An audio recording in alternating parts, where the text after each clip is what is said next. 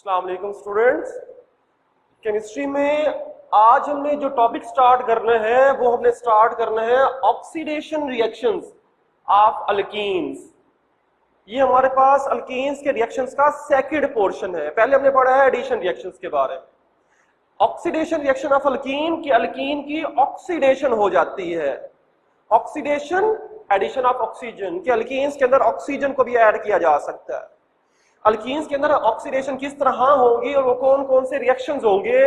Number one, अगर हम पहले बात करते हैं एडिशन ऑफ ऑक्सीजन, लिखा हुआ है कि अल्कीन्स की ऑक्सीडेशन मतलब एडिशन करते हैं ऑक्सीजन की।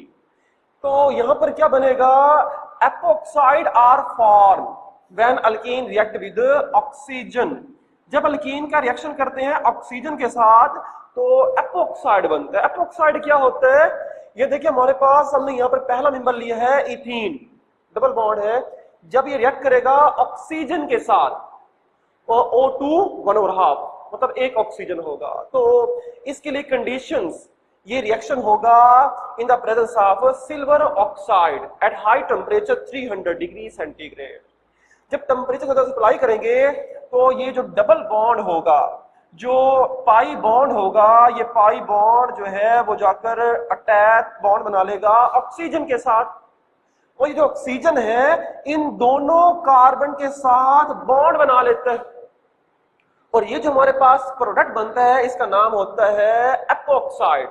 दो कार्बन है तो इसका नाम होगा इथाइलिन एपोक्साइड का नाम बन जाएगा।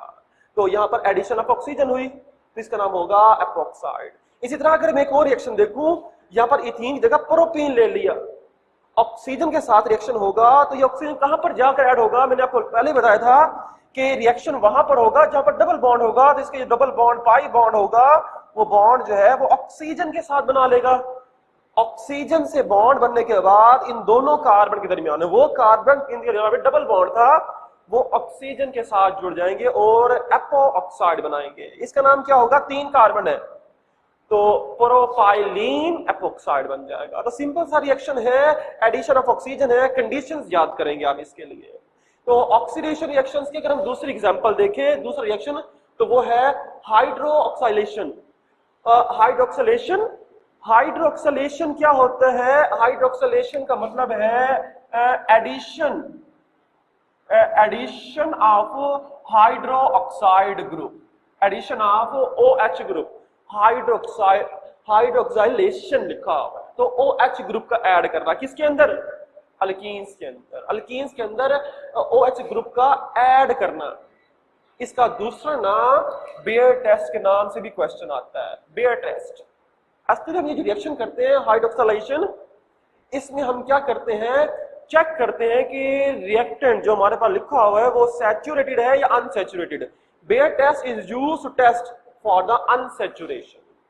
अनसैचुरेशन ये रिएक्शन किस तरह होगा, हाइड्रोक्सिलेशन या बेयर टेस्ट के लिए की बात होगी। इसके लिए जो हम रिएजेंट इस्तेमाल करते हैं वो हम इस्तेमाल करते हैं KMnO4 पोटेशियम परमैंगनेट। किस कंडीशन में होगा, ये होगा कोल्ड एंड डाइल्यूट होगा। डाइल्यूट साथ वैल्यू भी लिखी हुई है 1%, 1% मतलब कि 1% KMnO4 सोल्यूशन होगा, 1% KMnO4 होगा, बाकी 99 क्या होगा, वाटर होगा इसके अंदर। तो ये डाइल्यूट है।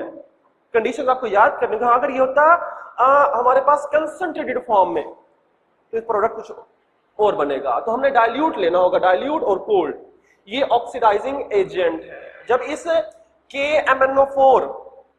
KMnO4 का रिएक्शन करते हैं अल्कीन्स के साथ, अल्कीन के साथ रिएक्शन करने के बाद ये डाइल्यूट होगा जिसमें वाटर भी होगा, कोल्ड डाइल्यूट होगा तो यहां पर क्या हो जाएगा, डबल बॉन्ड टूट कर यहां पर ऐड हो जाता है OH ऐड हो जाएगा। तो मतलब OH ग्रुप ऐड हुआ, हाइड्रोक्सिलेशन हो गई। ये रिएक्शन किस तरह हुआ, एक्चुअली यहां पर रिएक्शन 2 स्टेप्स में होता है। होता क्या है कि जो KMnO4 है, KMnO4 ये एक्चुअली ऑक्सीडाइजिंग एजेंट है, ऑक्सीडाइजिंग एजेंट। तो ये ऑक्सीडेशन करेगा किसी भी चीज की। तो ये ऑक्सीडेशन किसकी करता है, अल्कीन्स की ऑक्सीडेशन करता है। ये ऑक्सीडाइजिंग एजेंट है तो ये ऑक्सीडेशन करेगा किसी, क्या हो जाएगा, रिड्यूस हो जाएगा। तो शुरू में क्या होता है, पहला स्टेप शुरू में होता है कि जो KMnO4 है वो शुरू में वाटर से रिएक्ट करता है वाटर से रिएक्ट करने के बाद KOH बनाता है, MnO2 बनाता है और यहां पर प्रोड्यूस करता है nascent oxygen, atomic oxygen produce करता है। ये जो एटॉमिक ऑक्सीजन प्रोड्यूस होगी ये जाके रिएक्ट करेगी इथीन के साथ in the presence of water, dilute form है ना। तो क्या हो जाएगा, ये ऑक्सीजन यहां H2O, अगर इसे मैं कंबाइन करूं तो ये क्या बन जाएगा हमारे पास, ये बन जाएंगे 2OH बन जाते हैं, मतलब 2 OH बन जाते हैं।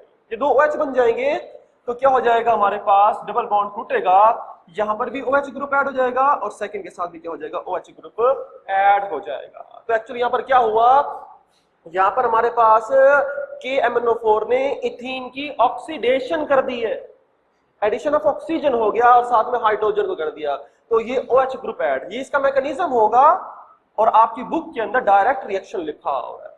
तो आप डायरेक्ट रिएक्शन भी कर सकते हैं कि जब भी इथीन का रिएक्शन होगा KMnO4 के साथ तो ये क्या करेगा, हमारे पास हाइड्रोक्साइड ग्रुप इसके अंदर ऐड हो जाएंगे और ये ग्लाइकोल प्रोड्यूस करता है, इसका नाम क्या होगा, ग्लाइकोल।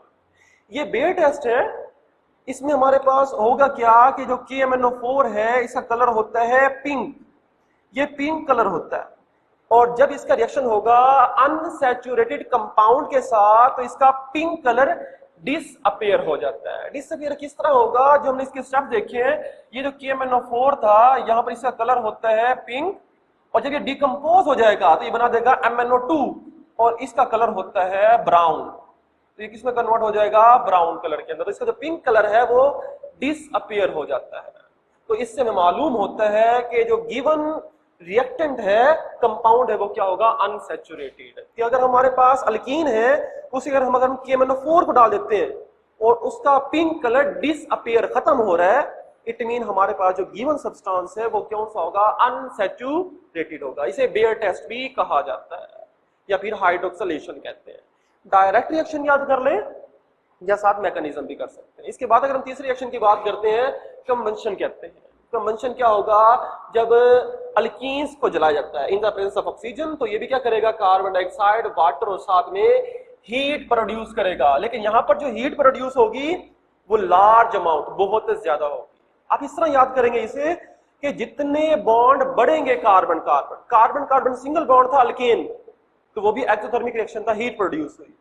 लेकिन डबल बॉन्ड होगा तो यहां हीट ज्यादा प्रोड्यूस होगी और अगर ट्रिपल बॉन्ड होगा और उसके अगर कंबंशन करेंगे तो उससे और ज्यादा हीट प्रोड्यूस होगी।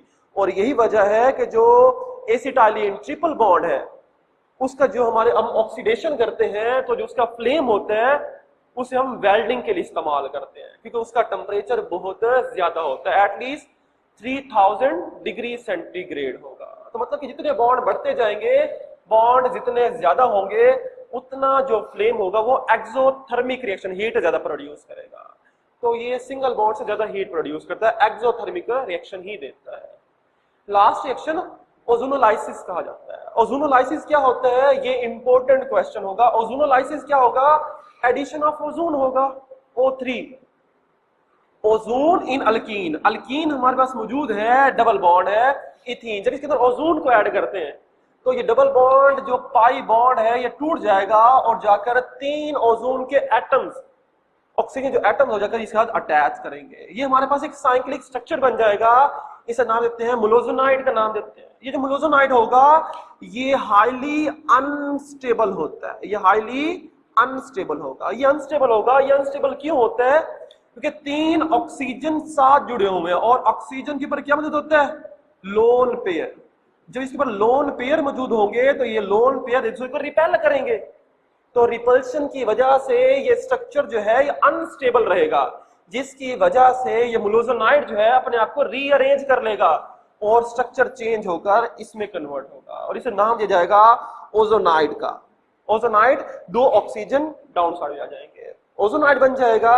जब इस ओजोनाइड का रिएक्शन करते हैं वाटर के साथ, वाटर से जब ये रिएक्शन होगा तो रिएक्शन इस तरह होगा, एक बॉन्ड टूटेगा इस तरफ से और दूसरा बॉन्ड यहां से तोड़ देते हैं।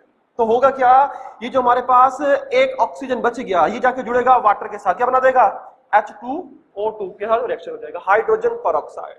जबकि यहां पर हमारे पास मौजूद है कार्बन, हाइड्रोजन, हाइड्रोजन।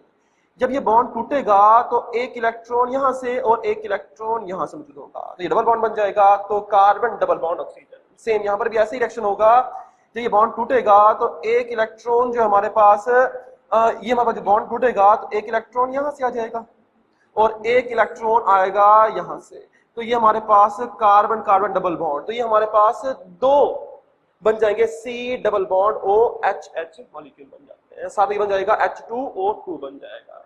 इसे याद किस तरह करेंगे कि आपने प्रोडक्ट सही बनाया है या नहीं, आप इसे एक शॉर्ट ट्रिक के जरिए याद करोगे। शॉर्ट ट्रिक क्या होगा, आप शुरू के अंदर रिएक्टेंट लो, ये हमारे पास है इथीन, इस इथीन का रिएक्शन आप कर दो, इसके अंदर ऐड कर दो ऑक्सीजन डबल बॉन्ड ऑक्सीजन, इसे दरमियान से तोड़ दो, डबल बॉन्ड तोड़ दो, क्या हो जाएगा CHH ऑक्सीजन जोड़ दो, ये भी क्या हो जाएगा CHHO ऑक्सीजन, तो ये प्रोडक्ट बन गया। तो आप रिएक्टेंट से डायरेक्ट प्रोडक्ट भी देख सकते हो कि रिएक्टेंट से डायरेक्ट प्रोडक्ट किस तरह बनेगा, तो इसे आप इस तरह याद करोगे।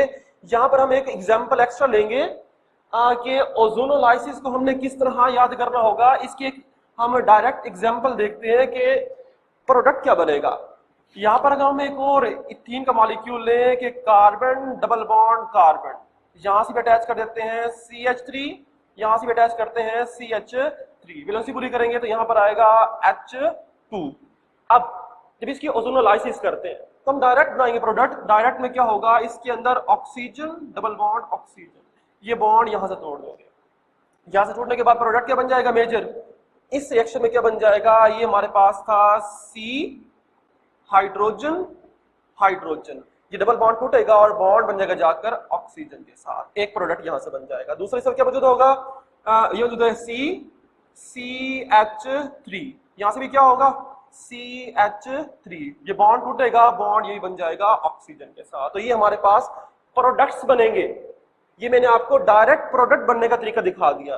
तो मैकेनिज्म हमारे पास डायरेक्ट चेक कर सकते हैं कि प्रोडक्ट हमारे पास क्या बनेगा, उसके बाद इसका मैकेनिज्म करें और सॉल्व कर सकते हैं। तो ये हमारे पास रिएक्शन होगा ओजोनोलाइसिस का, ये रिएक्शन यहां तक कंप्लीट करते हैं। अल्लाह।